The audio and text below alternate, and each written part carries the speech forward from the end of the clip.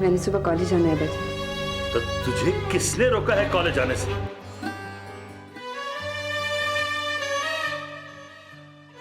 मैंने अभी शादी नहीं करनी है बजे। क्या बकवास कर रही हो तुम? तुम्हारी शादी तुम्हारा मसला नहीं है। मेरी शादी मेरा मसला है, सिर्फ मेरा। इसे रोक बिल्किस, वरना मेरा हाथ उठ जाएगा। उठाइए हाथ बाजी, मारिए मुझे, चाहे तो जान से मार दीजिए। तो फिर एक बात मेरी कान खोल के सुन ले, जिस दिन जरूरत पड़ी तुझे जान से भी मार दूंगा मैं।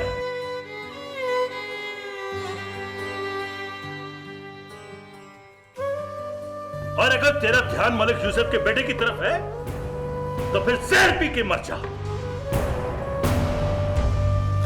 अगर इतनी बेशर्म है कि मरने से डर लगता है तुझे, तो फिर पानी में जहर घोलकर मुझे पिला दे, मुझे।